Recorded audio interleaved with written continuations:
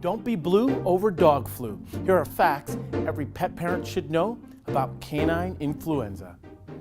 There are two main strains to canine influenza, H3N8, which we believe jumped from horses to dogs, and H3N2, which we believe jumped from birds to dogs. Now, H3N8 caused a massive epidemic in greyhounds, and H3N2 is still causing epidemics right now at this very moment. This H3N2 can cause serious signs. They can vary a little bit from mild to super severe, but it's so important to make sure you understand this stuff can spread. Now, how can it spread so fast? Well, it can survive on objects about 48 hours. It can survive on your clothes about 24 hours, and on your hands for up to 12 hours. So make sure you're always disinfecting your hands when you're around large populations of dogs so you don't spread that virus.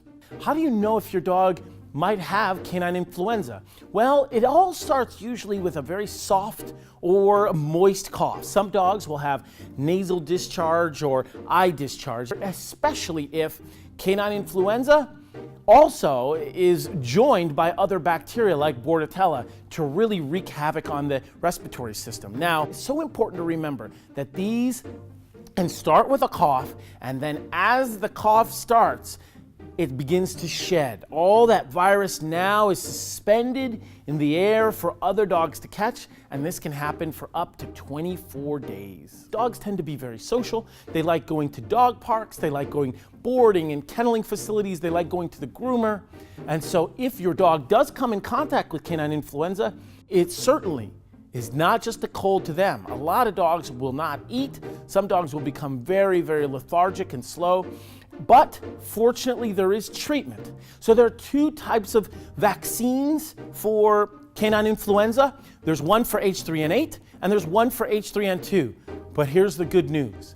There's a bivalent vaccine, and that's a vaccine that takes those two strains and combines them into one. So when you get that bivalent vaccine, it can keep your pet protected against both. Of course, vaccines are part of a great prevention strategy, but hygiene still takes a prominent lead role in keeping pets safe. So make sure that if we see a dog who's playing with another dog's toys, we make sure that other dog is free from canine influenza virus. Or if we don't want to share objects, which is even better strategy, that keeps everyone safe. If you see your dog coughing or has any of those signs about canine influenza that we discussed, isolate them so that they're not spreading or aerosolizing that virus for other dogs to catch.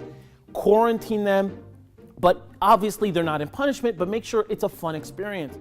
Make sure that we sanitize, and that means using disinfectants that we know for sure will kill flu virus. If it has to be a 1 to 30 dilution of bleach or another solvent disinfectant, make sure that it is labeled to kill flu virus, and also make sure that it has a contact time so that when you're applying it to surfaces, you keep it on the surface for the required amount of contact time for it to do its job.